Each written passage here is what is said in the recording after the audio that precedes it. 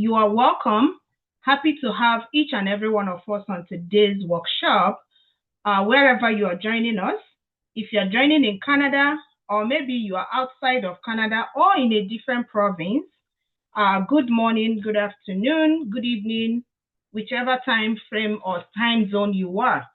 We welcome you tonight, and we want to appreciate you for joining us on today's section, which is going to be talking about Stand Out and Get Hired workshop hosted by amazing community of WinTech. We are also happy to have you. And today I'm going to be anchoring this section, and my name is Wendy Nwajufo, and I'm so happy to have each and every one of you.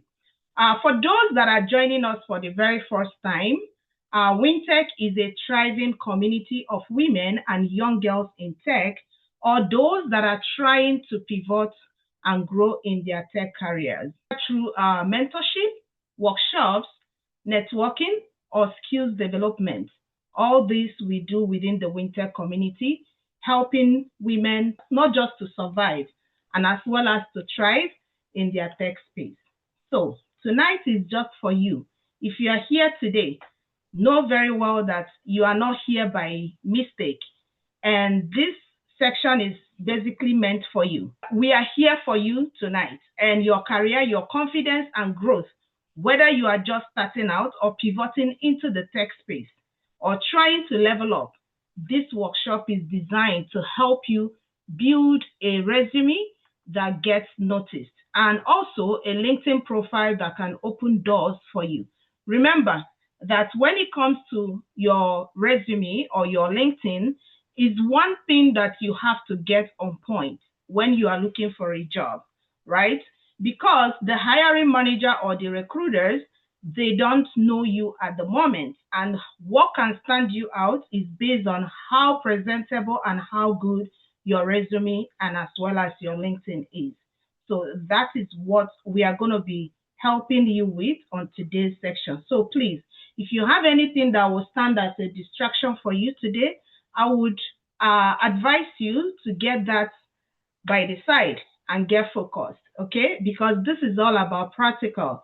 As the facilitator is going through, you will have the opportunity to do it by yourself. And also, if there is any question you have, please do well, write it and drop it in the chat. And we also have a time where we will allow you to ask your questions. If you want to unmute yourself and go ahead and ask your questions, that will be available for you. Please don't feel shy when it comes to asking questions. For you to get proper response or proper understanding of what you are here for, we encourage you to ask questions. We encourage you to communicate, use the reaction button, also use the chat button, and ask whatever questions that you may have tonight. Are we ready? Are we ready? I want to know if we are ready. I want you to drop in the chat, yes, I am ready, or I am ready. I want to know how many of us are ready for today's workshop. How many? I know we are many here, but I want to know who and who are properly ready. Not just that you turn on your Zoom and you just zoom out. No, but your Zoom is on and you're presently in. I want to know. All right, thank you. Yeah, Ifetayo said, we are ready. Ifetayo, you are speaking for everybody. I love that. I love that. So if you see me looking at this side, I have my two screens here and there. So please don't feel like I'm ignoring you. Yeah, Ifetayo said we are ready, and Oba said ready. Awesome. Eka said yes, we are ready. Eka is also speaking for everybody. Nice one. And Cecilia said I'm ready. Thumbs up from Salem. Placidia, we are ready. I love the fact that everybody is speaking for, we are speaking for each other, not just for yourself. And Yemi said, ready all the way. Amazing. Yeah, so I see a lot of us are ready for today. And please, I would like us to turn on our camera. I'm not sure why sometimes when we come to sections like this, you see a lot of people stay behind the camera. Is there any reason behind that? Please, I just want to know. Ifetayo, you are muted. I said they're camera shy. Oh, really? Wow. So what can be done about it if people are camera shy in a section like this? Give them time to go and make up and wear wig. Oh, yeah, that is true. Give them time to make up and wear wig, right? But again, it doesn't matter whether you're putting on wig or not. Come as you are. You are welcome, right? Okay. So for those that are already prepared, or for those that already have their wigs and their makeup on, please turn on your camera. We want to see your beautiful faces. We want to connect with you, okay? Please turn on your camera, and we will be so happy that you did, okay?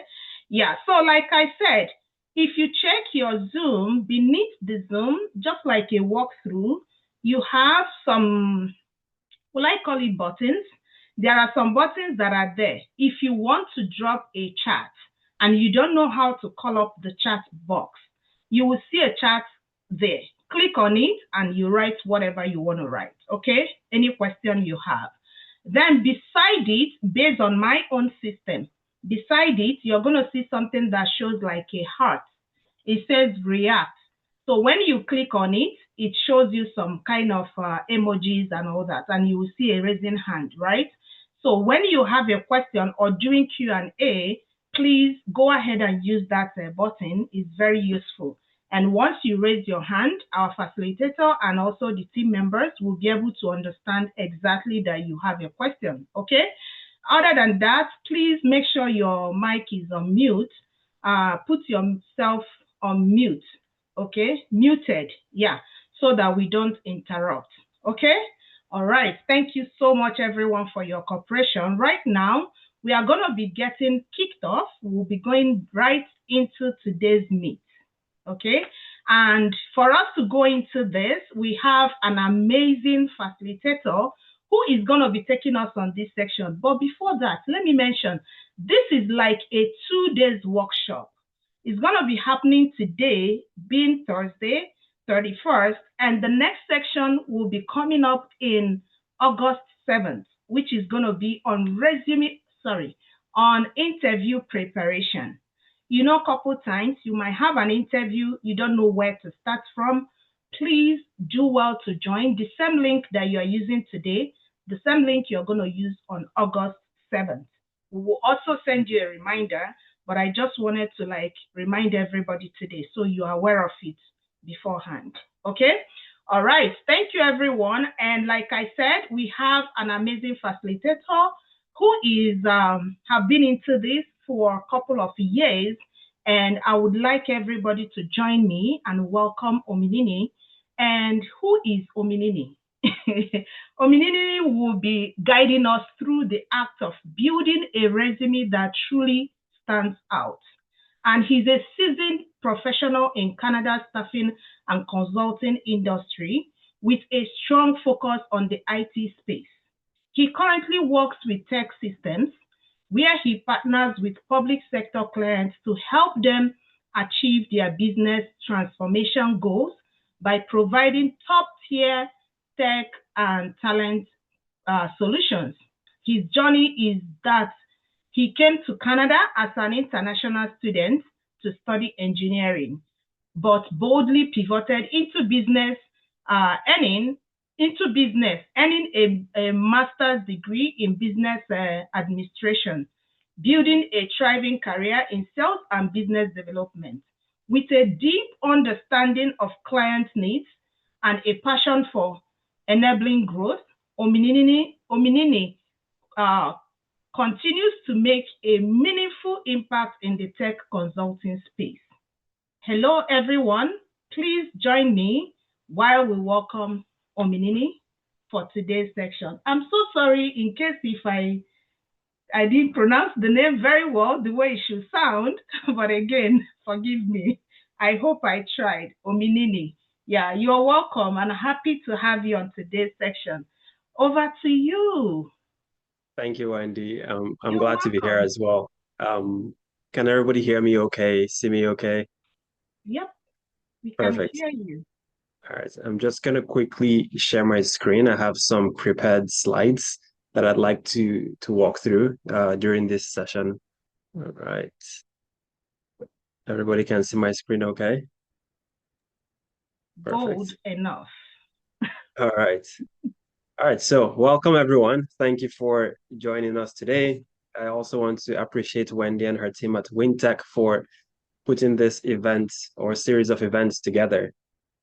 I'll start by saying that today's job market is different from what we've experienced in the last, 7 to 10 years. It's definitely more complex, more challenging, and it's not just in Canada, it's across the globe. Everybody is feeling it. So I'm sure some of you are here with a million questions, and we'll try to get through as much as we can. And hopefully you guys take something away from this workshop that's beneficial and helpful to you in your job search. So my name is Ominini, like Wendy mentioned, and today we'll be focused on just the resume and LinkedIn optimization. Before I kick things up, I want to share a couple caveats. So the first one is that in general, the suggestions I make they're based on my experience in the staffing industry and they've been effective. I understand there might be some of you on this call with very unique situations that require a more customized approach. Hopefully you guys speak up during the Q&A session so we can talk through some of those unique situations. And the second caveat I want to say is that the resume and the LinkedIn, those are only the tip of the iceberg, right? So that's the visible part that you see, right? Before a client or a hiring manager gets a chance to talk to you, they have to see a resume or LinkedIn for them to make that decision. So it's just a little part of who you are as a person. There are many more factors to who you are, but there are also many factors to consider when you're building out and executing on your career plan. So Wendy mentioned we'll have the session next week on interviewing and networking really as well, because both of them kind of go hand in hand. So if you're available, I'll say that's another useful toolkit, that's available to you guys as you build your career plan. So today, I'll share a little bit about me, and then we'll go through the role of your resume or your CV in the hiring process, how to optimize it with what hiring managers want to see, and I'll go through some do's and don'ts. And that part really is based on my experience. Like I'll tell you how recruiters perceive it and how hiring managers perceive certain things that are done on CVs. And then finally, we'll walk through LinkedIn optimization, and I'll walk through my own LinkedIn during that session. So buckle up and get ready for the ride, I guess. So who is Ominini?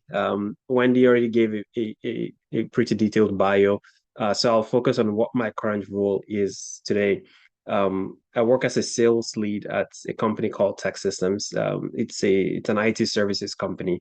So one of the main services we provide is IT staffing, where clients need additional headcount for different skill sets. We do all the recruitment, the screening, and we present candidates to the clients. And when I started with Tech Systems, I actually started as a recruiter. So I was doing the heavy lifting of the recruitment process, representing the job seekers in the hiring process. That was my role, really. A few years ago, I moved into the sales team, which is more of a client representation. So I represent the clients during the hiring process now. So I gather the client's requirements and I'm involved in the final step of the screening before we present to our clients. So recruiters often bring CVs to me for jobs with my clients, and I decide, which ones get to be presented or not, because, in the staffing industry, you typically get one shot with a client to make the right impression. So as a salesperson, as a recruiter, you need to make sure that the person you're putting in front will get the job. Otherwise, obviously, you don't get paid for the recruit. So that's a little bit about me and what I do right now. Let's dive into the content. Talk about what your resume or your CV does for you during this process. So, like I said at the beginning, the job market today is very competitive, and you factor in something as groundbreaking as AI, and that has made it even more complex and more competitive. You know, back in the day, the number one advice anybody would give anybody looking for work is, oh yeah, go into IT. there's so many jobs in IT. And that is still true, but the landscape has shifted a bit, right? So yes, going to IT, but going to IT with the right set of skills, right? Um, Employers are looking for candidates who can demonstrate the right mix of skills, experience, and qualifications, really. So that's why it's very important today more than ever to make sure your resumes are tailored for every opportunity that you apply for. Um, and, you know, I'm going to make a caveat that I always make when I talk about tailoring your resume. Tailoring your resume is not the same as creating an entirely new resume from, thin air. Um, it's generally customizing your resume to better fit the specific job requirements that you're applying for. So the goal is to highlight the most relevant skills, the most relevant experiences and qualifications that align with what you're applying for, right? The degree of tailoring will vary from job to job, but the general recommendation is to make about 20 to 30% changes in your resume for each application. So that way you're not reinventing experience that you don't have, right? You just really want your experience to be focused on what the client is looking for. The other reason why I don't need people having the mindset of reinventing their resumes is you don't want to get red flagged by an ATS system. That's the automated tracking system used by recruiters. Like I said, AI has added a layer of complexity to everything. So ATSs have gotten smarter with AI. You know, those days of putting in keywords randomly, they're over, right? The days of reinventing resumes, they're over because they immediately get flagged by ATS systems um, across the board, right? Unless the company hasn't really invested in AI. But many of these companies use, one of the top ATS systems, and all of them have embedded AI into their systems in one way or another. So don't take the risk. Let's put it that way. Um, so what is your resume? It's a professional calling card. It's a very concise summary of your life experiences, your background, your skills, your accomplishments.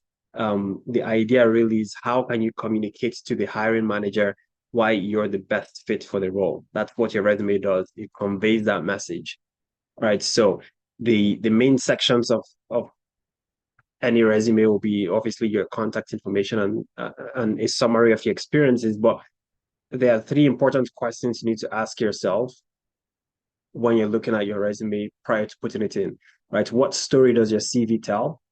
Is the story cohesive or is it all over the place?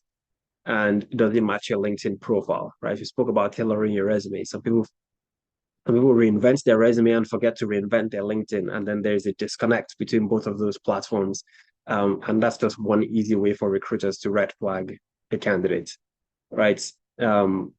Is the story cohesive, right? Does the story flow top to bottom, or however you want to describe it, or is it just kind of all over the place? 2 months here with McDonald's, and then there was a 5-month gap, and then the next assignment is in a completely different field, and there's no cohesion to this story that's being told by your CV. That's something that even if your experiences differ, you are the one writing the resume. You need to take some time to make sure it at least flows. Sometimes I have conversations with my friends who obviously know I'm in this industry, and they come to me asking for advice about their resume. And some of those tweaks are very small changes. You know, I had a friend who used to be a financial analyst, and then he kind of gradually moved into business analysis, and he was trying to look for work, and all he needed to make a very small tweak on his CV just for the story to make sense. So, and this is a very small example, but it can scale big. So he had the experience where he was doing, technically was more like accounting and finance at the company, but his title was financial analyst, and that's how he had it in there. And I asked him why he needed the financial wording in there.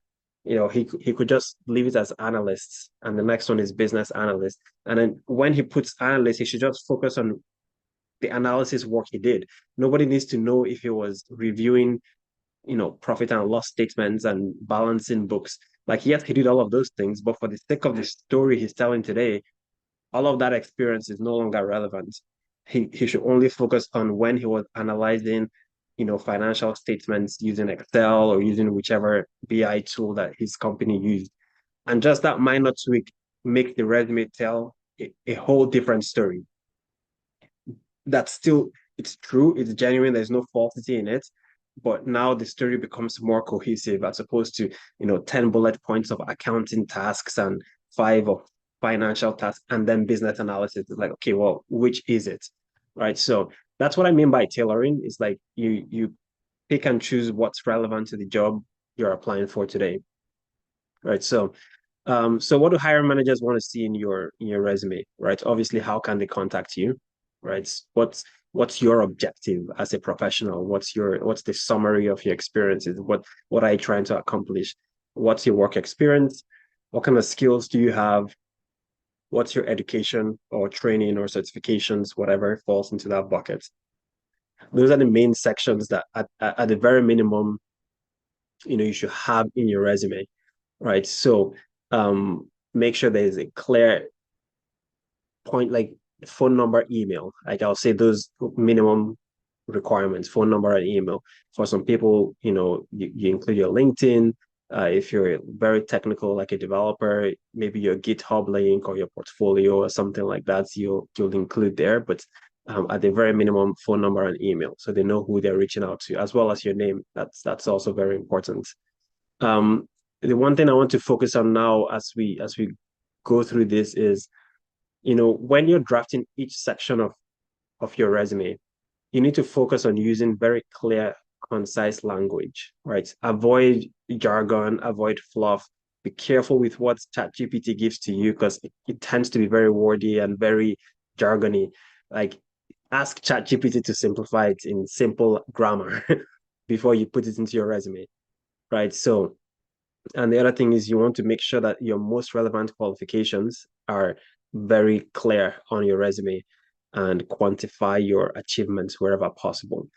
So I'll go through some tips for drafting a clear, concise, CV for different sections.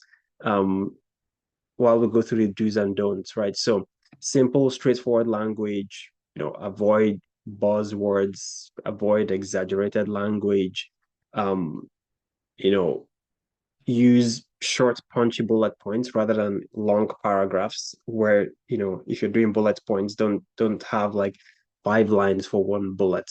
Like I'll say 2 lines is probably a reasonable amount of words, 2 lines of words, right? And then be very specific about your responsibilities and accomplishments, right? Don't have vague generalizations because to the point of telling a story, like your resume being able to tell a story, when recruiters who are kind of the first line of screening, when they see vague generalizations, the immediate assumption is that, well, this person either has not done what they're claiming or they don't know how to describe what they're claiming. Regardless, both of those things are not good things. Right. So the key is that you need to present your background in a very clear, concise way that demonstrate that you're a fit for the position, right?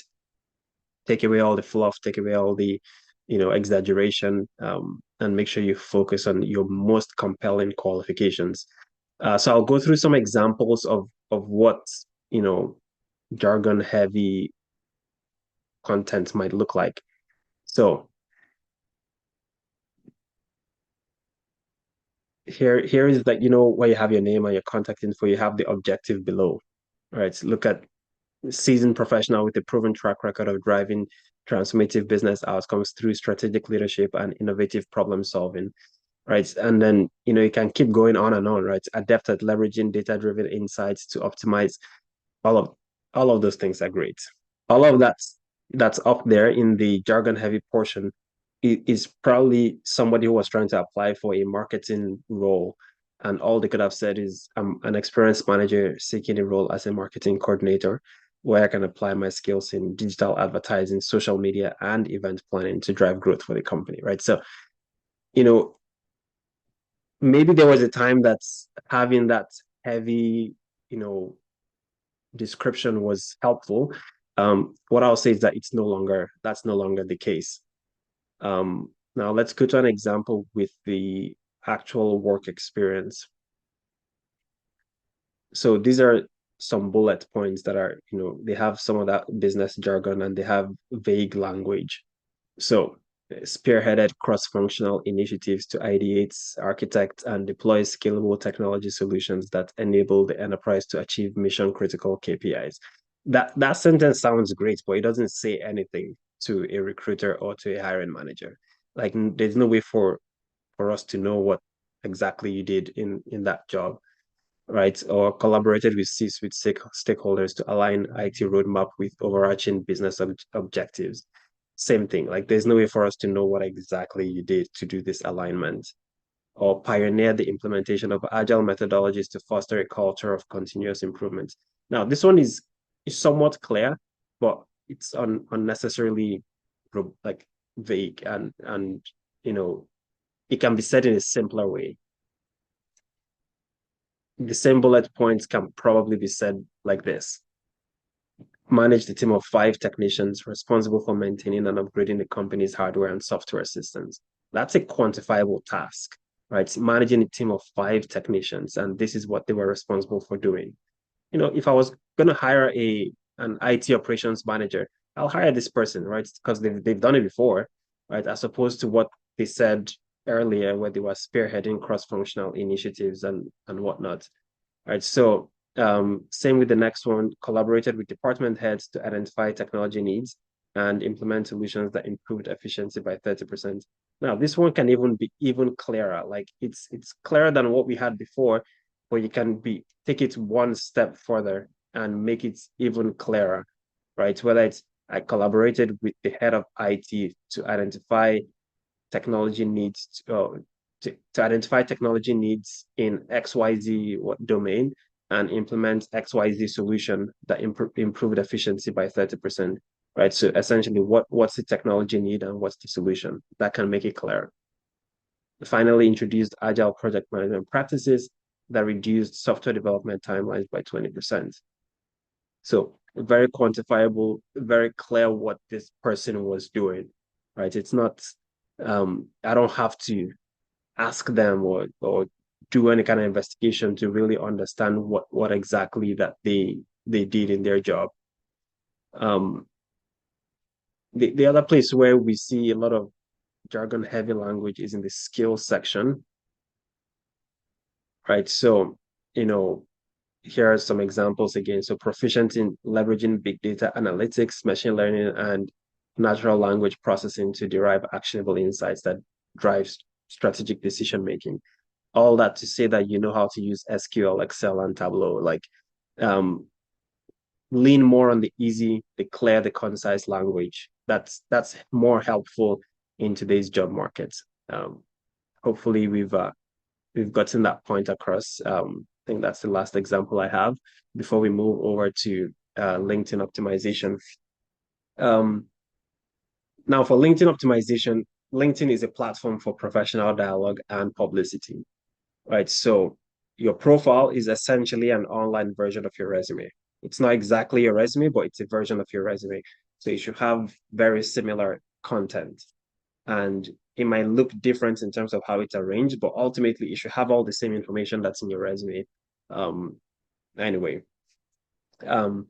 which means at the very minimum, you should include the following: headshot, profile picture, like a brief summary of your experience or what you're looking to do, your experience, your education, your skills and certifications.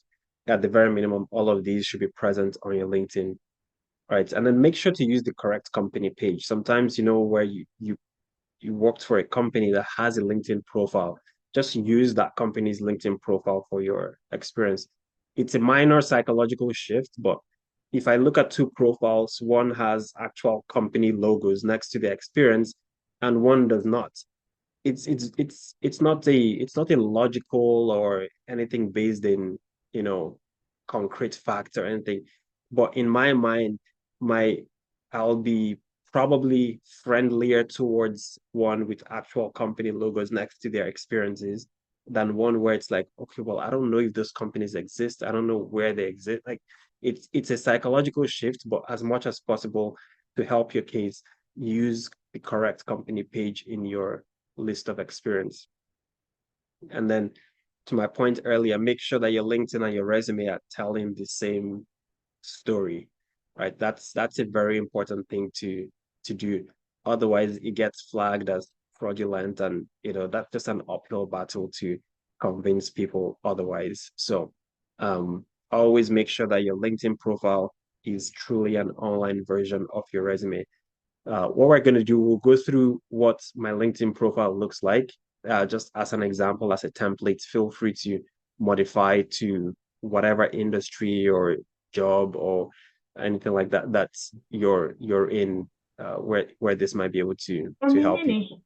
Will it be okay, just more like for participants to have that, like, will it be okay to have maybe one or two people share their resume and as well as their LinkedIn so that we can use it to like maybe restructure what they have if there is any correction you have to make for them? Yeah, we can do that. Okay. So before we go into that, yeah, you still have more things? So I was going to go into just going through my LinkedIn profile, but okay. Did you want to do the resume review now, or? Yeah, if you want to go for it, LinkedIn, I would like any of the participants that is willing to share their LinkedIn profile so that you can use that as an example and correct the person on maybe if there's any correction or anything that the person needs to, that will be more better. I see, Cecilia, your hand is up. Do you have a question or you want to share? Okay, I said I can do both. I have a question, I can also share. Okay. All right. I see another person. Ruth said on the chat that she wants to share. Another person, Mary. Mary, is there a question or you want to share too? I want to share. Okay, awesome. I know a lot of people want to. You see the reason why I say let's use practical example. Okay, so let's go over to Cecilia. She has a question. Or Ominini, do you want her to ask her question before sharing? Which one? I give it back to you. We can go through the question just in case it's helpful for other people. Okay. So Cecilia, go ahead, please. Okay. Thank you very much. My question has to do with sorry, just give me 1 minute. Please reduce our time. My question has to do with the resume and the LinkedIn. Like sometimes we apply for more than one job, and if we want to make the resume same as the LinkedIn, how do we do that? For example, I apply for Salesforce, I apply for BA, right? And I apply for maybe Scrum Master. So how do we make, I noticed sometimes when I submit my resume, I noticed the recruiters, they go to my LinkedIn to check, right? So for if I apply for BA and I apply for Salesforce same time, so how do I how will I say it now? How do I make as in how you can make the two to marry each other, right? Yes. So that the information you have in your resume will be as the same as your LinkedIn, right? Yes. Okay. And sometimes I apply for more than 3 jobs or 4 jobs, different jobs. So how do I do that? So when you say you apply for more than 4 jobs, you mean like 4 different Yes, 4 different. Sometimes I apply for Salesforce BA, I apply for business analyst, I apply for different roles. Different roles, yeah. Thank you, Amy.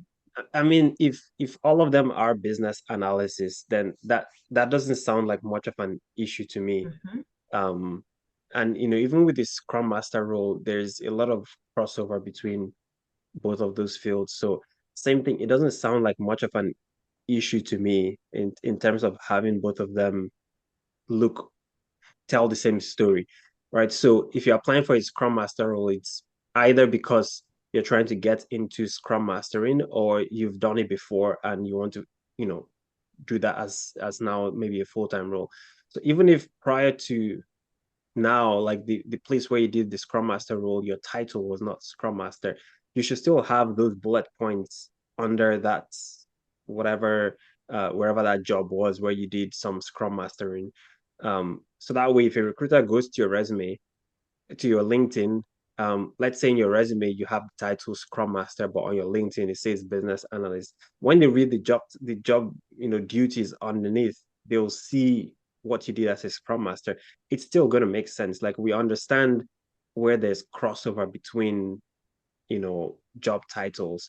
Like, every company is not going to give you, the job title for the work you're doing every single time. So if it was something like you're applying for business analysis and security architecture, it's like, no, those are like very converging things. Like, that's where you begin to run into problems, essentially, because it's like, how exactly do you want to marry both of those things? Yes, you might have gathered requirements as a security architect, but it's not the same thing as doing business analysis. Okay, thank you. So can I Yeah. share my LinkedIn now? Yeah. Okay, it's okay. This is my LinkedIn.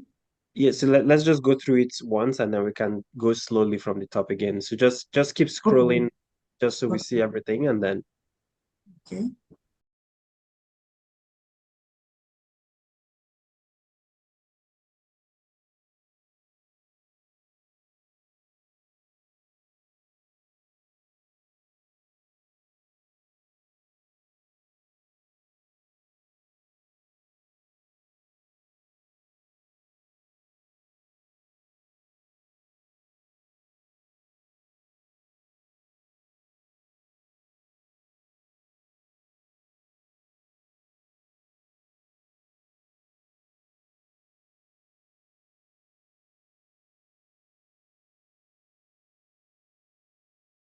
got it. So now let's go back to the top and just talk through all the different sections.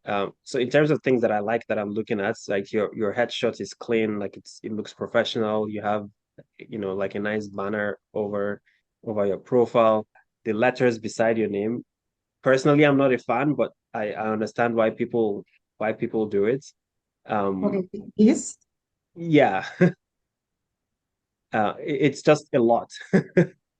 Okay, And then underneath that, same thing with, business analyst, Salesforce business analyst, Salesforce administrator, Salesforce, like, it becomes a lot.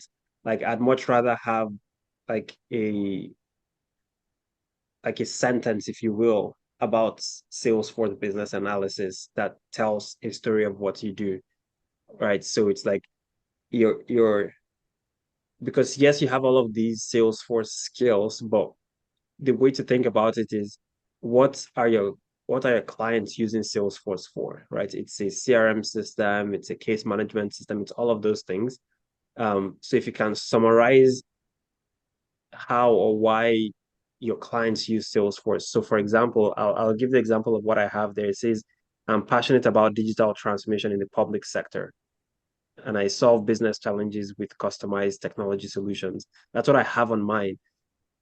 But that I put it that way because that's the message I want to convey to people who are looking at my profile, right? The equivalent of what, if I was to do what you've done, is like, I'll kind of list different job titles that I've held or that I would like to hold in the future. And then that's not telling any story. It's not saying anything to anybody, right? So you can put a one sentence or two sentence statement there that says, I'm a Salesforce consultant, or I'll say pick one. Essentially, I think the consultant title captures a lot of them. I'm a Salesforce consultant that helps clients in whichever industry you operate to do XYZ, right? Because okay, I know Salesforce can be used for different things. I don't know if there's an area of specialization or an industry specialized in. That would be like a simple way to put a message there. So that way when people see it, they know what you stand for, they know what you're looking for.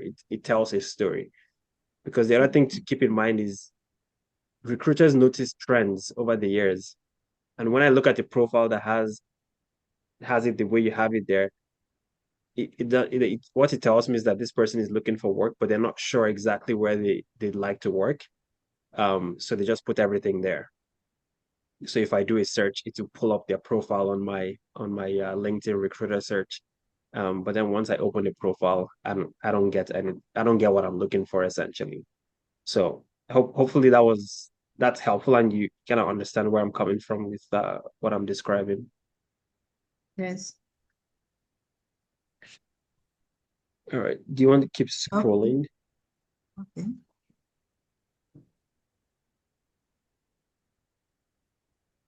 All right. Do you mind clicking on see more on the about section?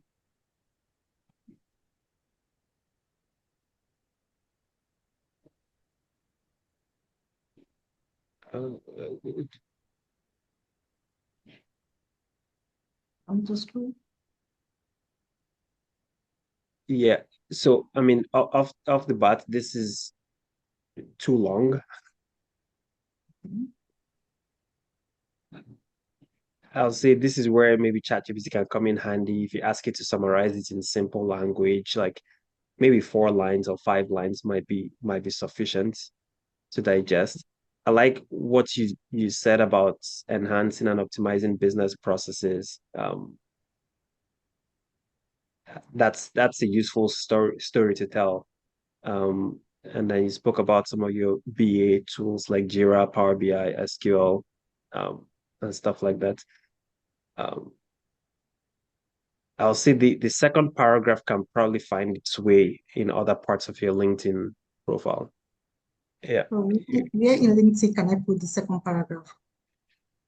So, I mean, you talk about leading large-scale digital transformation projects. So wherever you led those projects, like you should have that in there, right? So, and then you can talk about all the different things you did for that client in there. When you talk about being certified in agile methodologies, that's a certificate. There's a certificate portion for on LinkedIn that you can put it in as well. Same with all the other certifications. Okay. Did I scroll? Yeah. I used to, okay.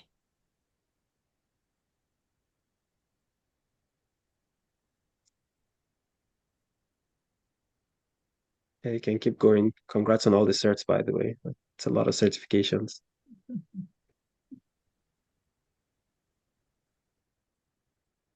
One thing I might challenge you to do, you see how with your activity, it looks like it's mostly talking about your certifications. Like if you can share other things in your on your LinkedIn, that's also helpful. Okay. And not just like so maybe I should qualify what I mean by other things. So like things that are in your field, in your industry, it's like um I'm going I'm going to use the example of, let's say, nonprofits, charity, because I know a lot of them use Salesforce for their CRM. So you can talk about some of the challenges that Salesforce comes in to solve for those organizations, right? It doesn't have to be like a long story, but like just from time to time, you talk about, organizations in XYZ industry typically struggle with these manual business processes, or they struggle with XYZ.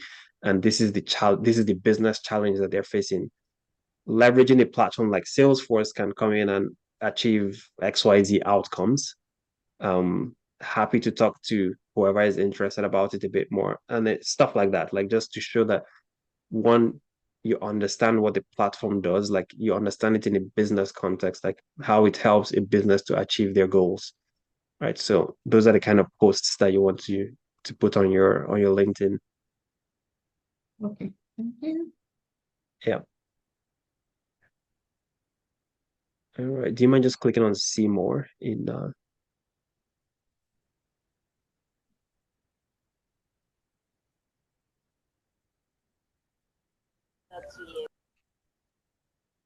yeah. So it's very similar feedback here. This looks very lengthy for LinkedIn. I'll say that's the one place that things start to be different between LinkedIn and your resume. Like I'll say even for your resume, like I think 5 to 6 bullet points might be sufficient. But make sure it's formatted in a way that's easy to read. Because here, even though you have bullet points, it still looks like when I'm looking at it, I cannot quickly go left to right and pick up key things. It looks like I'm reading a paragraph. So I'll say if you can simplify this part as well. that would be helpful.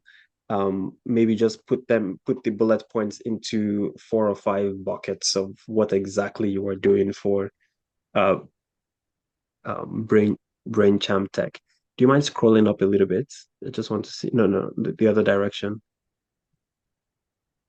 Yeah. So, the other thing is a business analyst and a system administrator, 2 different roles. To be doing part-time is probably like it doesn't tell a good story essentially. Um, so part of my challenge, like I made earlier, is maybe pick one field and just kind of stick with it for a few months.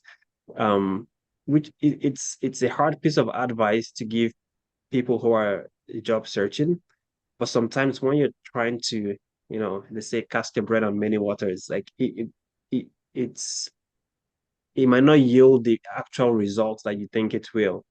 Like companies are focused on finding specialists in one area as opposed to generalists. I'll say the bulk of staffing spend is more on specialists than generalists. So I'll say pick one and just kind of go with it for a few months. Like if it doesn't yield the results you want, maybe switch it up or whatever. But off the bat, like it might make sense for you to pick business analysis or administration. Okay. Yeah. And then just make sure your bullet points are tailored to whichever one you pick. Okay. Thank you. Yeah, and then the skills underneath as well. Maybe 3 skills might be okay. Yeah, like see the first one has 7 or 8 skills there, so like that's probably too much to link to one job description. So it's going to be very similar feedback for maybe all of them. Like the formatting can be simplified a bit. But also if you can put like a one sentence on what the company does or what your group at the company does, like that might be helpful. It will make the bullet points under to it will put them in context. Because right now it goes straight to the bullet point of elicited requirements from business stakeholders to fully understand their business needs and analyze. I don't know what kind of requirements or for what problem statements. Like I don't have that picture up front. All I have is a list of tasks that you can put in any organization and on any team and on any project. So if you can add like a leading sentence at the beginning of all of them as to, okay, well, Experts Edge Consulting Group does XYZ, or if you want the security team of Experts Edge is like, what does that team do for Experts Edge's clients? Just so that when I'm reading this, I can see it in the context of what the company does. Okay, so what you're saying is at the beginning, the first bullet point should be what the company does, right? Yeah. Yeah, I'll Okay. say so. Because otherwise, like all these bullet points, if you copy them and pasted them elsewhere, like it makes no difference. Like there's no way for me to really understand what exactly was being done. Okay. Yes, I'll say they are the same with everything. Yeah. Um, yeah, I mean your certifications look good. Maybe take out the ones that are expired, or update them if you've renewed them.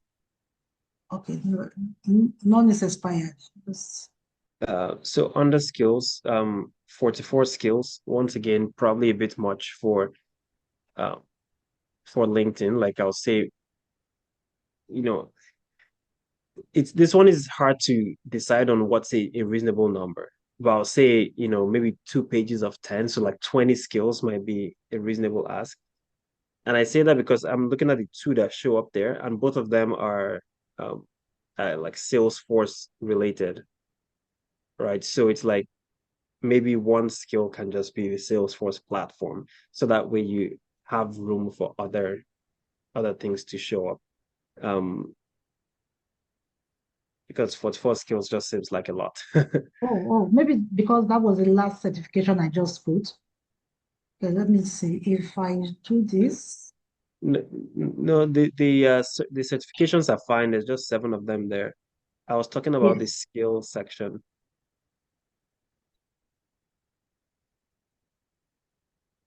Like, click on show all 44 skills. Like, are all of them just related to your to the certificates? Oh, okay. Okay, so it looks like you just kind of broke down the different skills from each certificate.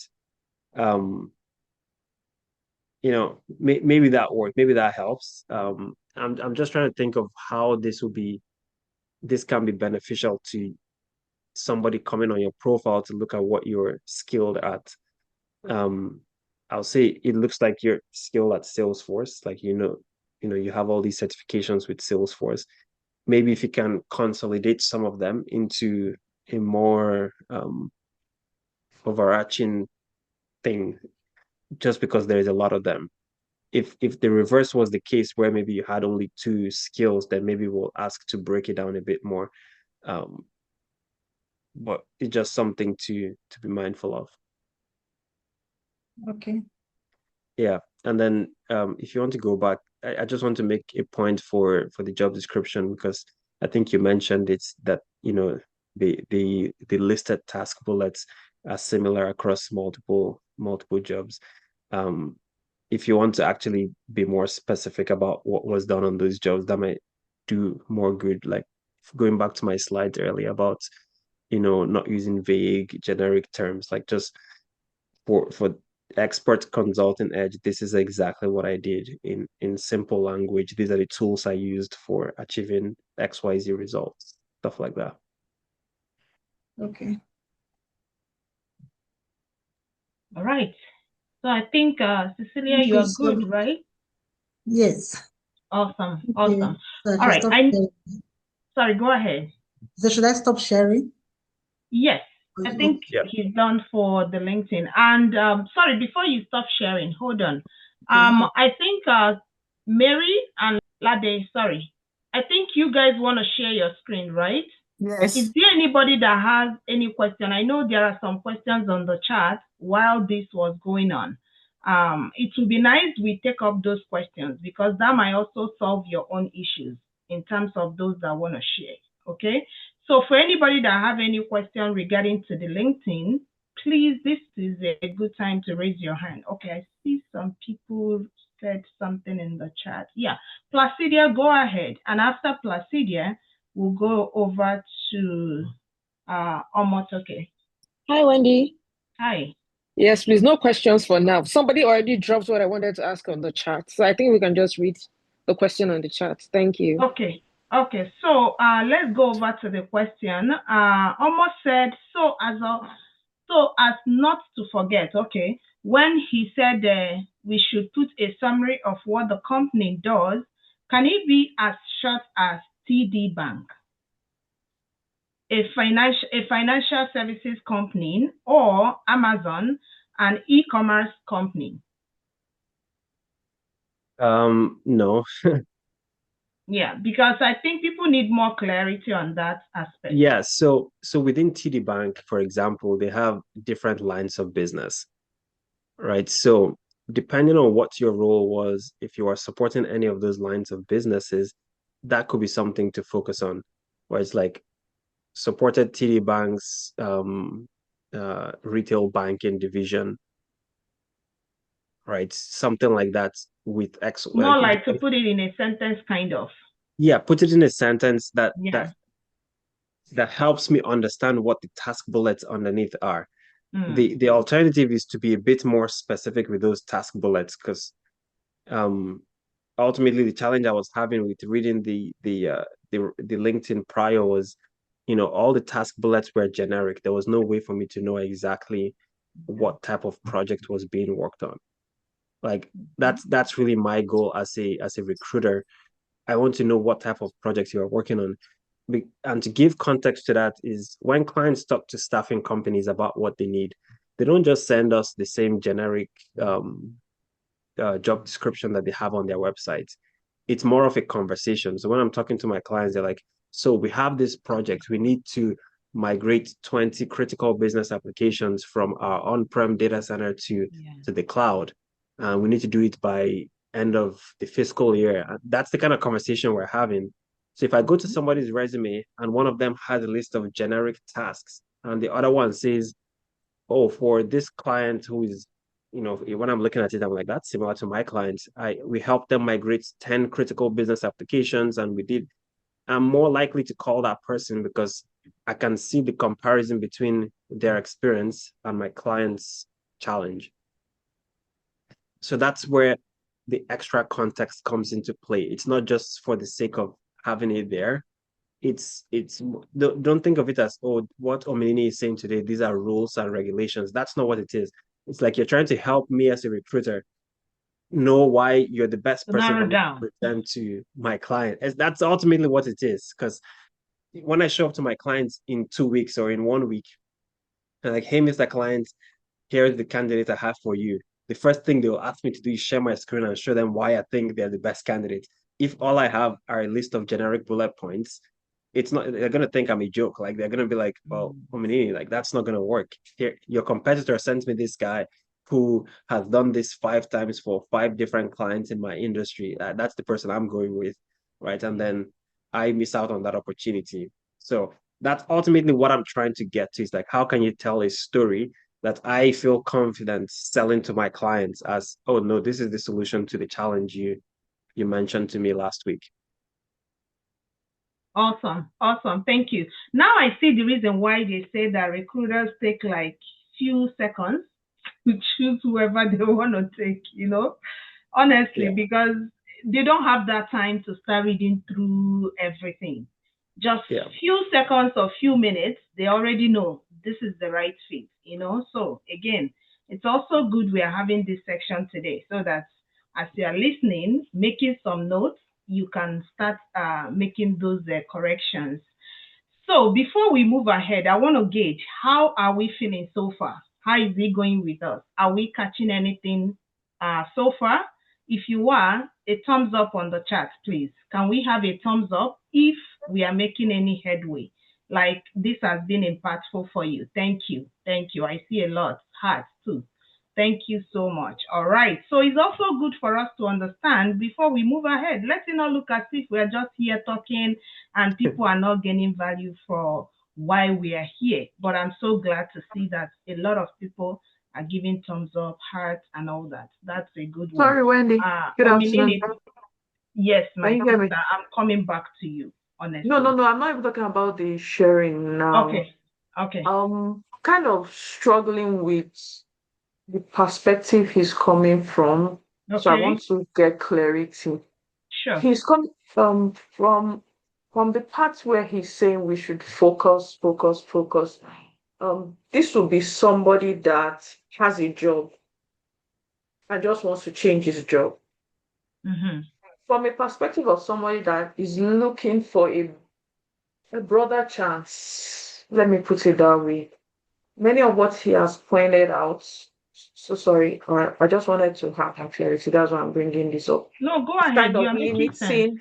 It's kind of limiting my thoughts to say, okay, I need to be specific.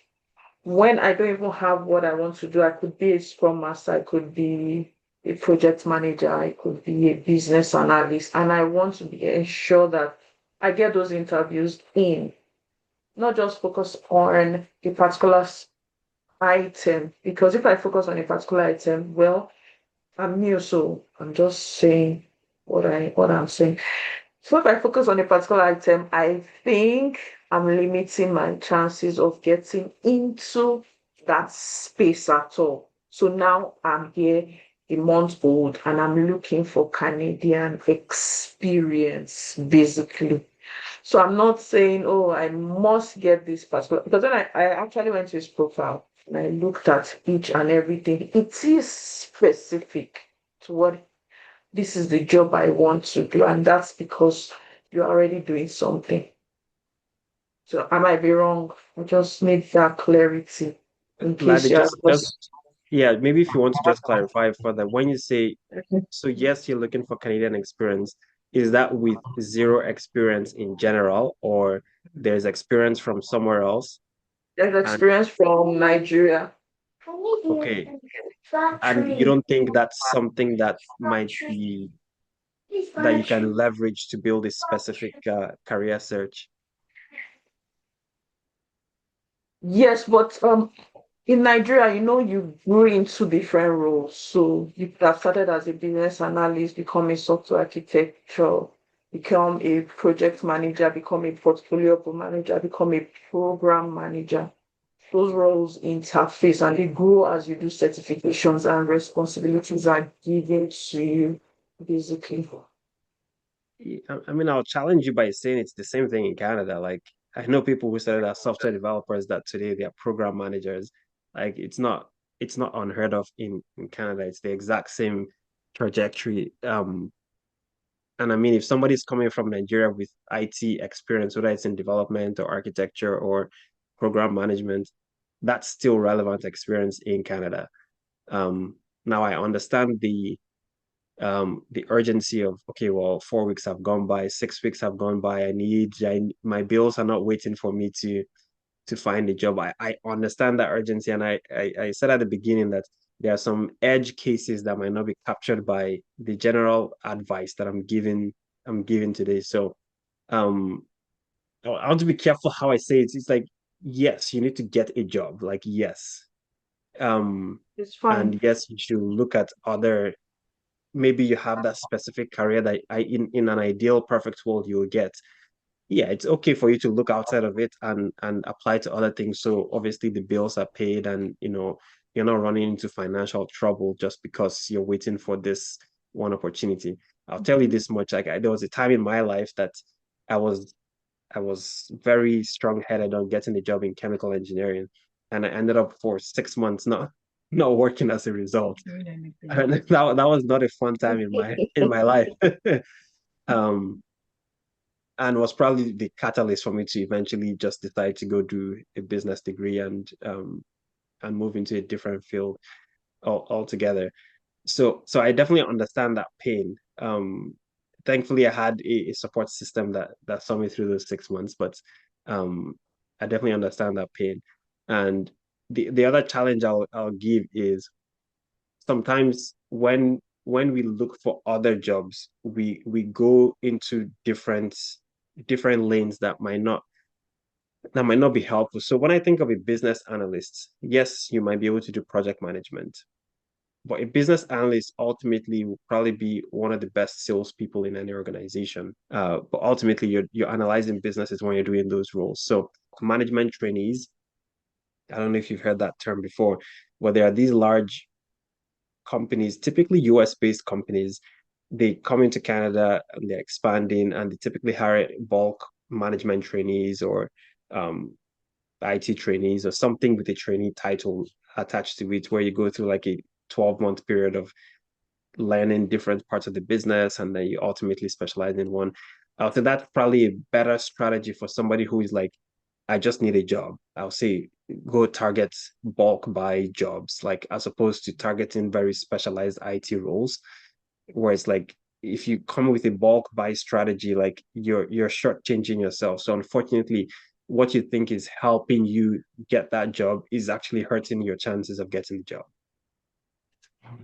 Then, Ominini, I think another thing that she might be struggling with, which I know some people might also be having the same issue, is the fact that what we do back home might be related to what is obtainable here. But because that name wasn't given to it back home, take for instance, back home, you might be doing operations in the bank, but believe me, everything you do in there is also equivalent to what is obtainable here as a business analyst. So coming in here, people find it that kind of difficult on how to marry that, everything they did back home, marry it to what is obtainable here. So my advice is this: when you have this kind of challenge and you are trying to see how best you can, it's better for you to bend down and understand what exactly did I do back home. Note them down, be able to understand what is business analyst like here, and use those terminologies to fine-tune what you have done before. Because when you fine tune it, you will actually understand that, oh, is the same thing that I've been doing for years and I didn't even realize that. So a lot of people find it that difficult in terms of trying to merge the two or even put them together and be able to say, yes, I can vouch that I've been working as a business analyst. And that is also where, before we end this section, we have our mentorship coordinator that will be talking about the next program that we have that will be coming up. So that is another thing that I feel where you can have one-on-one conversation, one-on-one relationship with your mentor and be able to understand what you want, and they will guide you, put you through on how you can scale through with all this whole thing we are talking about. So I'm just going to leave it here. Before we leave today, she is going to also come in and tell us more about it. Okay? Yeah, let's move over to the next person. Now, we are not going to be sharing screen because I believe that with what Ominini mentioned about Cecilia's own for LinkedIn, that would be enough for everybody to understand the kind of LinkedIn you should have. Is that clear? Would that help? Should we go back to? I think that helps. All right, that sounds great. Okay, so the next thing that we are going to be looking at is maybe one resume that we can use as an example, maybe to walk through. Mary, do you want to share your resume or you have a question or something different? I would like to share that. Awesome, go ahead. Okay. Is it making sense so far? Yes. Thank you. Yeah, there's a lot to it while we wait for Mary, but I was gonna say, like I said at the beginning, the resume and the LinkedIn, that's like the tip of the iceberg. It's like a very small slice of who you are as a person and everything you bring to the table. It's also a small slice of your career plan. And I use those words specifically because when you're looking for a new job or a new career, you need to build a plan of attack for that. And that needs to include things like networking, it needs to include things like mentorship. It needs to include all kinds of informal conversations with people who work in industries that you're interested in. Like those are the things you have. It's a lot of legwork to land a job in, especially, now I'm going back to talking about you're looking for a very specific thing. Like it's a lot of legwork to land that job. In some cases, it might require you walking from company to company and talking to people or reaching out to them cold on LinkedIn to see if they have some time to spare to talk to you. There's a lot of things that go into things like that. There's a statistic that we had when I was recruiting, like you're 10 times more likely to get a job through a referral than if you just apply. And that's a very staggering statistic because you're applying for jobs and somebody else, all they do is their strategy is to reach out to people and build connections and have them refer them in. And that's what you're going up against. So there's a lot more to the job search than just your resume, but this is the visible part that gets noticed. So I'm glad we are starting here. Okay. All right. So while we are waiting for her, we have another. Whoa, that's a lot. We have another question on the chat. So Placidia is trying to find out how she can beat ATS score with focused bullet points. And she said because there are usually so many requirements and you want to put at least 80 to 90% of them into your resume. But beating the bullet point to, beating the bullet point to 2 lines for 6 bullet points would most likely not capture the job requirements. Also, for someone like her, for an example, she hasn't done roles similar to data analysis, but was more into customer service and only have one job that is a data analytics, more like, Then she's asking, how do I work my resume to capture the job description? I typically focus on the one job and make it like 60% of my resume and the other 40% for other positions I've heard. Is that correct? Or should I just take out the other positions entirely? I mean, do you get it? Yeah, so it's essentially you're trying to break into a new field that you've not really done in the past. I mean, I'll say this is a good example of where your career plan has to go beyond beating the ATS score with a resume, because it's possible to beat the ATS score and a recruiter sees it and he or she decides to still not put you through to the next round once they look at the resume. Um, you know, it's not a bad thing to want to change careers. There's so many programs available, like that all they do is they help people change careers. So they run a boot camp and then they place you with a client or somebody who will sponsor the program um, to work there full time or on contract or part time or something like that. So it's very known in the industry. So it's something to be upfront about, like, hey, you know, this is my experience so far. This is what I've done to pivot. Like, these are the courses I've taken, these are the certifications I've gotten. um this is the type of role I'm looking for. And that's stuff to publicize on your LinkedIn. That's stuff to publicize when you network with people. That's stuff to publicize if you have a relationship with a recruiter that's helping you find your next assignment. Like, that's stuff to talk to them about. And maybe that's something I haven't mentioned here, is like, recruiters are on your side. Like, believe it believe it or not. uh Maybe I should.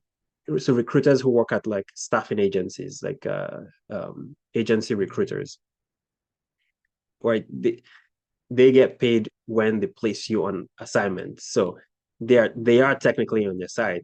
Now you have to help you with all of what we're talking about with your resume and, interviewing well and things like that. But ultimately, those are conversations to have. So if you have a recruiter who has been helping you with, customer service roles, if they work for a company that also fills IT roles, you can talk to them. It's like, hey, like, I've taken these courses, I'm doing this certification. I'd like to pivot into data analysis. Can you help me? Can you connect me with somebody who might be able to help me if you cannot? Like, those are conversations to have openly. Um, because the risk of playing with numbers like 80 to 90 or 60-40 percentages is that, say you're extremely fortunate, you beat the ATS and, you get to sit in front of a client to have an interview about data analysis. Regardless of how many courses or certifications you've taken, if that client believes that you're coming with a level of experience that can do XYZ, if you're not able to defend it, it's going to fall flat. And both you and the recruiter will probably not like the consequences of that kind of interview going wrong. So you begin to lose credibility with your recruiter. He loses credibility with the client. It's not ideal, essentially. Now, if you've done data analysis work under a different title, that's a completely different story. I'll say, yes, focus on the bullet points of data analysis at those roles, and let that be all that's, the bullet points under. Say you worked at TD, for example, and you did data analysis, but you also did maybe you also did some administrative work. Like, there's no need putting the administrative work in the task bullets under TD.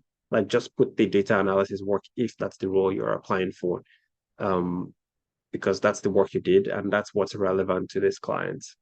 Hopefully that answers the question.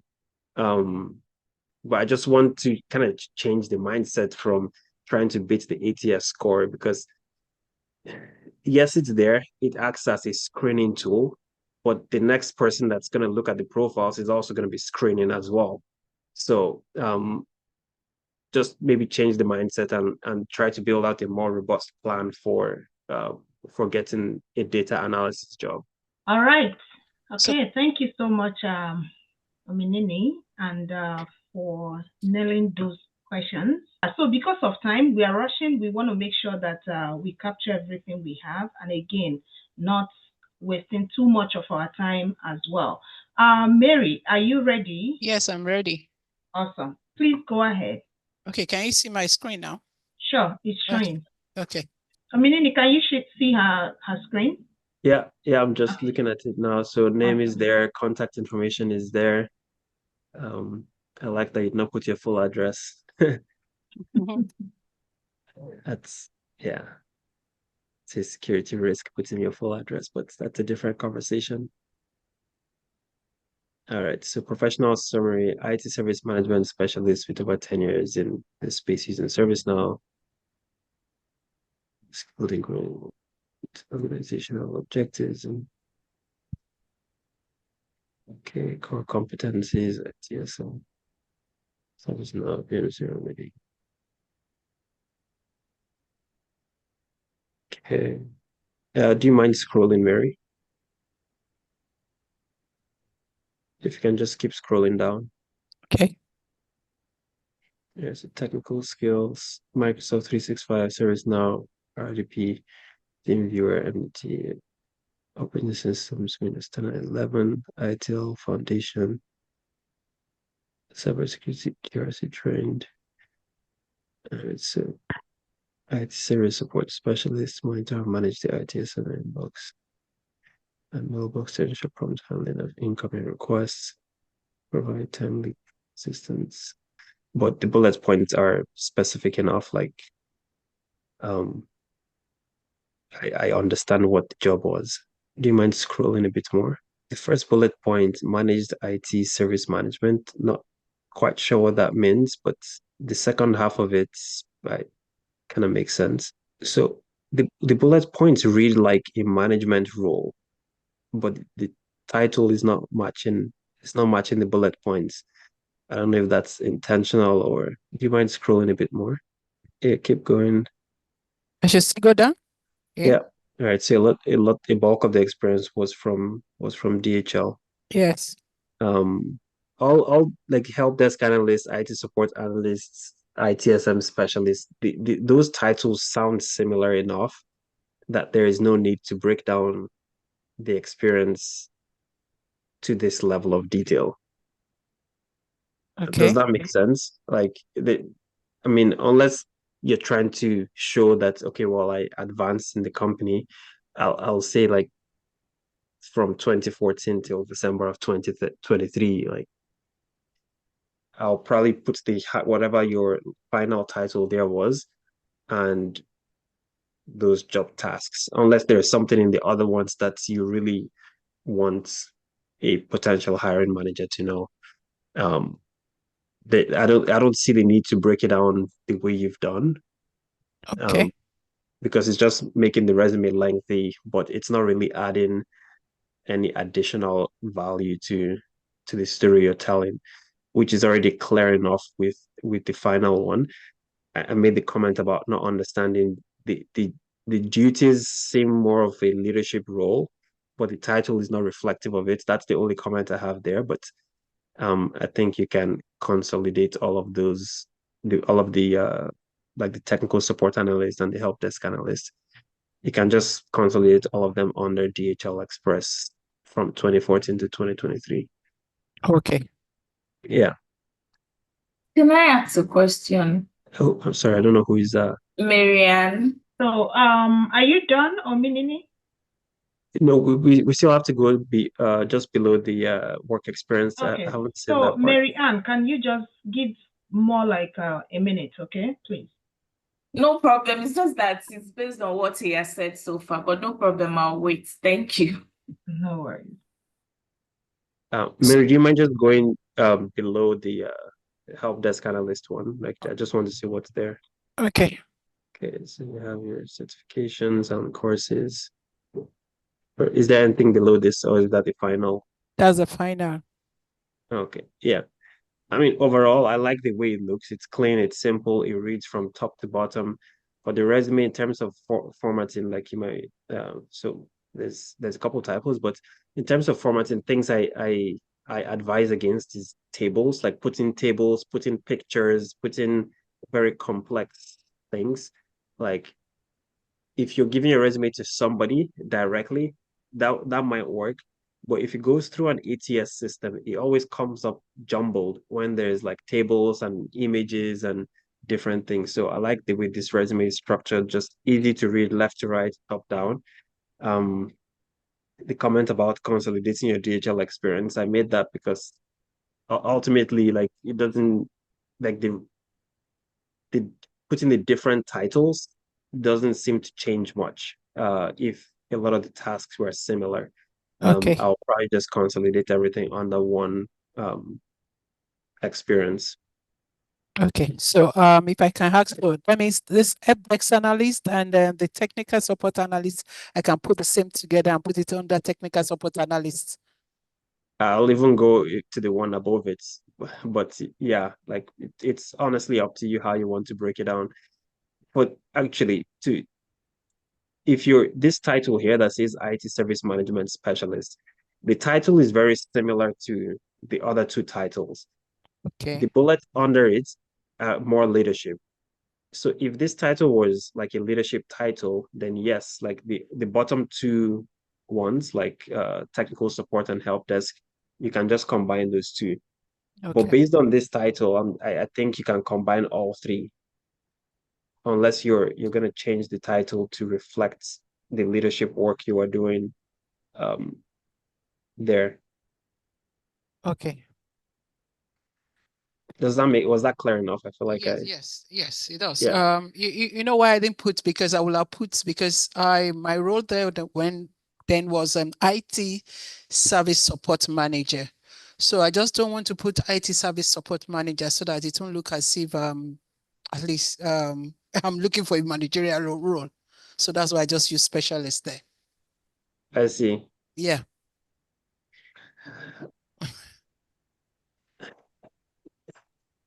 Yeah. The bullet points will have to change then. Like something has to change. Like if you don't want to highlight your management work, then you regard, even without seeing the title of manager, I'm reading the bullet points and I know it was a management role. Okay. Like, so that change does not achieve anything really. It's like so Okay. yeah, something has to change, either the title or the bullet points. Oh, okay. All right.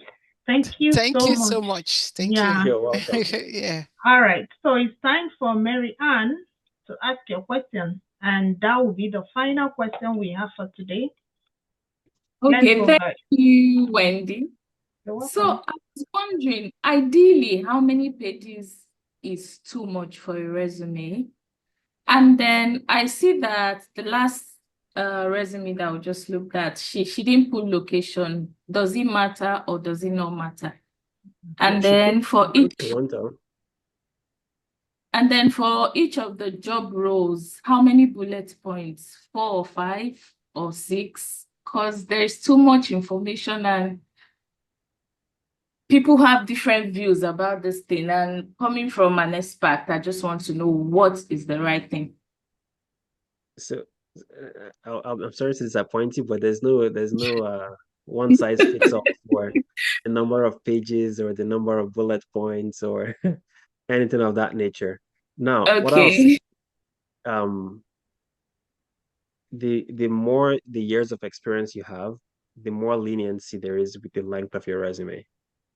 Like if somebody's coming to me, they've been working for the past 20 years, I don't expect them to condense it into one page. Like that's just almost impossible, except if they stayed with one company for 20 years doing the exact same thing for 20 years.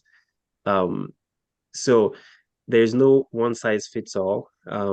If you have a resume that's 2 pages, but your actual work experience is like half a page, then I'll question what you're using the remaining 1.5 pages for. It's like you don't need that many pages to write a CV, right? I'll say the length of your resume is dependent on the actual length of your work experience. It's not, you can't just have pages for the sake of having them. An entry-level resume should be 1 page, max 2. Same with an associate level resume. Anything that's like intermediate, senior, I will hesitate to put a number of page limit on what they can do. And then same with the bullet points. I've seen resumes with 1 million bullet points, like not 1 million, but like a lot of bullet points. I'll say 5 to 6 is probably reasonable.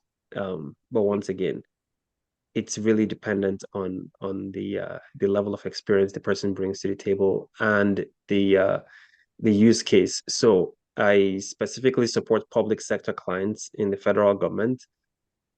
The way the roles I feel are all contract positions for senior level consultants, so 10 plus years of experience. So none of the resumes I see are 1-page or 2-page resumes, and that's fine. The other thing is my clients, they evaluate resumes against a matrix, like a grade matrix, which requires a lot of substantiation. So the bullet points are longer than what I'll typically recommend anybody to have in their resume. The number of pages is, I've seen 70-page resumes, and that's fine because they have to be evaluated against the grid that sometimes goes all the way 15 years back. So the use case is very important. But yeah, there's no real limit to number of pages or bullet points. And then Mary's resume had a location. It said Toronto, Ontario. She just did not put her home address. There's no need to put your home address on your resume. No, I mean for her job roles where she says she worked with DHL, maybe it's my eyes. I didn't notice any location. You know, I see some resumes, even my resume, I have some job roles that I have taken and I put the location of the company. So I mean, is that relevant? Not necessarily, unless they ask for it. Like I don't see why they would want to know where the job was done. Okay, that makes sense. Yeah. Thank you. You're welcome. All right. Thank you so much, Ominini. So one thing I wanted to confirm is this. I know over time, I've heard so many things in terms of a number of resumes that one should have. And I'm also a testament to that because coming into this country, I know I had series of number of resume in terms of the pages. And you know, when you come in newly, you hear a whole lot of things, people saying here and there. You know, you go to, I don't know if anybody in Ontario know Access Employment, because I also went to Access Employment. You see the mentors, they will tell you, no, that is way too much, this, that, and all that, you know. And I kept on hearing that. So it's quite a new kind of information that I'm hearing now. You saying that number of resume doesn't really matter, but over then they used to tell me, and I'm still hearing that till date, you know, your resume shouldn't pass maybe 2 or thereabout pages, right? Because I struggled a lot then when I wanted to make my resume. I would be like, how am I going to cut down all these things? But by the time I sat down with my mentor, then this guy made me understand that there are a couple of things we put in our resume that are not necessary. So that was why they always stick that your resume shouldn't be, at least if you're going for a managerial or maybe a senior position, maybe around 3 pages is enough. But you will see that so many people have 6 pages, 7, 8. And then they were like, the recruiters don't have, the hiring manager don't have any time to start going through all those things. So I was able to like narrow down and bring down the number of pages I have in my resume. So hearing this now is more like, which one? Is it this or that? Yeah. Like, yeah. And it requires clarification like, too. Yeah. So yes, hiring managers for the most part, they will maybe look 5 years back. Like they probably wouldn't look beyond, 5 years back. So is it important to have anything beyond that? Maybe not. Yeah. The other caveat though is the advice you get is based on the clients that Access Employment supports. So the clients I support, they'll take a 4-page resume, they'll take a 5-page resume.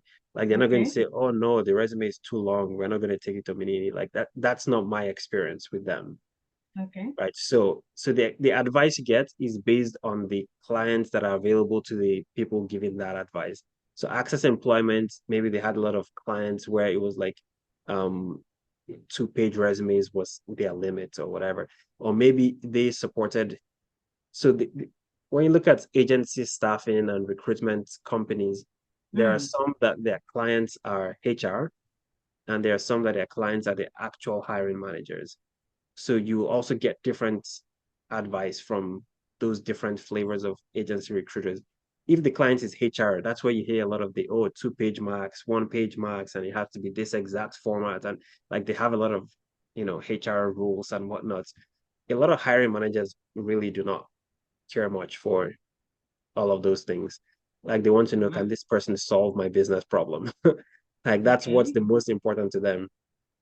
So if you have a recruiter that's dealing directly with a hiring manager, you'll get different advice from a recruiter who deals with HR at the company. Oh, okay, because again, it's okay, I get you, but when you hear cutting down things that are not relevant, right? Or maybe You that should. past couple of years, of course, by the time you cut them down, definitely the resume will come down a little bit. But I get your point. It all depends on maybe the organization and the person that is handling the resume. But I wanted to know, like, generally, what is obtainable. I know that company A or hiring manager B might not care to see 5, 6, 7 pages. But when you want to like rank it, what is obtainable out there, majority that people look out for? I hear It's always a good idea to having cut. too much pages doesn't really make so much sense. Yeah, it's always a good idea to cut anything that's not relevant. Yeah. Like that's in general is best practice. And like I said, 5 to 6 bullets per experience. But the challenge is if you've worked at 20 different places, no matter how much cutting you want to cut, unless you just stop putting the experience at some point, like you're gonna run into like 4 or 5 pages of your resume. So you can also just kind of cut it at maybe the 3rd page and be like, further experiences available upon request, if they ever request it. But it's a better practice to remove irrelevant things. Let's put it that way. I agree with you on that. All right. Thank you so much. I really appreciate you. Guys, please, let's know in the chat. We are wrapping up right now. We want to know in the chat, how impactful has this section been to you? Drop in the chat, what did you gain today? We want to know, what are the things that you gained today? What are the key points that you are taking away from this workshop today that you would say, if you are being asked how was the section, what would be your response? Whether good or bad, we want to know, okay? It will help us in planning forward and all that. So please help us and drop in the chat. We want to hear from you. On that note, before we do our last thing that we have, I would like to give opportunity to our mentorship coordinator. She wants to tell you about what we have coming up this month we are entering, which will be beneficial to a lot of people that are watching today. Okay, so if you're in this room, please do not hesitate, because you need this information. It's going to help you. The reason why you are here, remember, it's not yet over until you get that 6 or 7 figure job, right? Or maybe for those that are currently working and you want to like upskill and get into a bigger position, it's not yet over until you get to that position. Yeah, so I will give opportunity to Ife Tayo. Let her go ahead and we hear from her. All right, I'm going to share my screen quickly and we dive right into it. Awesome. Thank you so much, Wendy. Good evening, everybody. It's amazing to be here. First of all, I would like to say a big thank you to our amazing trainer for leading tonight's session. So many things were said, a lot of things has been gained, and we're really grateful for you being here. And I also want to say a warm shout out to all you beautiful ladies that are here. You showed up for yourself and for your career. For me, the fact that you're here, you said yes to growth, you said yes to opportunity, you said yes to being part of this community that truly invest in your success. That's a powerful choice because while the journey in tech is quite rewarding, I have to let you know that it is not meant to be walked alone. You see so many questions that came up today. Clarity comes in the midst of a lot of counsel. And that is exactly why I'm here today, to share the vision behind the Elevate Mentorship Program. This program was created to support women in tech like yourself with the tools, the guidance, connections that you need to grow, to lead, and to thrive in this dynamic industry. If I look back, we had a cohort that wrapped up December 2024. A review of that cohort, gave the opportunity to bring together 54 participants. So we had 26 mentors and 28 mentees across 5 different tech career paths. I must tell you, it was an amazing journey. Within the few short weeks that we had for the cohort, mentees transformed their resume, they built confidence, they landed interviews that they once thought were only, just a dream. The mentors that took part, they went above and beyond. They hosted mock interviews. They provided coaching sessions. They even connected their mentees with industry experts.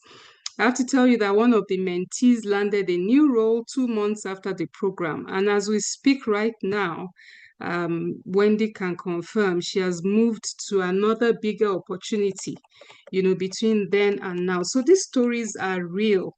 They're inspiring and they're a reminder that mentorship really works. So what is next? I'm really thrilled to announce to you that the next Elevate Mentorship Program cohort is launching soon. It's going to be a focused 4 weeks program designed to give mentees clear practical wins. The weekly themes are like career strategy development, using AI to build your career toolkits, interview preparation, networking that actually works. We are keeping, just like the last one, we're keeping the cohort very intimate, impactful, and very, very intentional so that each connection that is made will get time and attention that it deserves. So you'll be wondering, how can you be part of this? So there are 2 parts.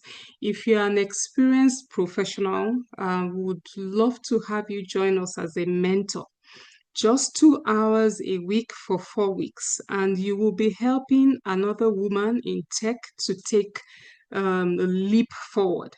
If you're seeking mentorship, you will receive hands-on support, you receive career insights, and you have confident building tools to level up your journey. Whether you choose to give or you choose to receive, you are investing in something meaningful. And this is because when a woman rises, we all rise together. And to be part of this, you need to be a member of the WinTech community. If you're not already with us, the link to join in is in the chat. I want to believe so, Wendy. The link to join the WinTech community, I'm sure, is in the chat as we speak. Would love to welcome, thank you so much. So we'd love to welcome you in. In closing, I will say thank you to our past mentors. And thank you in advance to our future mentors as well. Thank you that you showed up with heart, wisdom, and the spirit to serve, because the last cohort, a lot of people were impacted. Even the mentors gave testimonies of how they grew just interacting with their mentees. And I also want to thank the mentees as well. Whoever is going to take the bold step to be part of this cohort, I believe the person is choosing courage, curiosity, and growth. The Elevate Mentorship Program is more than just a professional development initiative. It is a movement of women lifting up women. So just in a few days' time, the flyers will drop and registration will open. Once you join the WinTech community, you're going to see the links either on our LinkedIn profile, IG profile, WhatsApp group. You will have access to the registration link. I will encourage you to make the bold quick choice to register.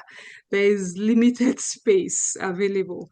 So don't wait, don't second guess. This is your opportunity to invest in your growth, in your network, and in your impact, or to help someone else to do the same. So let's keep showing up. Let's keep building together. Let's continue to create opportunities that will go beyond just these 4 weeks that we're going to learn and grow together. In closing, I say thank you so much. I can't wait to welcome as many of you as will be part of the next mentorship cohort. Thank you. Over to you, Wendy. Yeah, thank you so much, Ifetayo. Thank you for that. And I'm going to stop sharing, and we've heard it all. So once you see the communication go out, please go ahead and register. But remember, you have to be a WINTEC member. So if you're not, please go ahead and join if you are motivated. So on that note, I'm going to be calling on the last speaker, the person that is going to be helping us in doing our vote of thanks, and we call it a wrap, right? Okay, so on that note, please join me and welcome Eka. She is going to be helping us to do vote of thanks before we say good night. Thank you, Wendy. So we'd like to say a big thank you to Ominini for an insightful and impactful session, and for pouring in so much value into today's resume and LinkedIn optimization session. You've not only shared your insights, but we've gained clarity, confidence, and fire to own our professional journeys. We truly appreciate your time, the energy, and the passion you bring to empowering our community. To everyone who showed up today, whether you're job hunting, whether you're switching career or simply upgrading, you've taken one big step towards the future that you truly deserve. This is the kind of energy that transforms careers, and I'm so proud of all of us for showing up for ourselves today. Remember, your resume isn't just a document, it's your voice on paper. And today we've given it power to speak volumes on our behalf. Then the LinkedIn, our LinkedIn profile is the key to unlocking opportunities beyond our imagination. And don't forget, the journey doesn't stop today. We are getting ready for another session coming up on August 7th. That's the next session, which is the interview prep, and is going to be facilitated by our brilliant facilitator, Ominini. So mark your calendars, tell a friend, and come ready to level up. It's going to be very impactful. So see you all on August 7th. And until then, keep shining, keep building, keep showing up and supporting one another, and keep believing in the powerhouse that is in you. Thank you so much, and have a good night.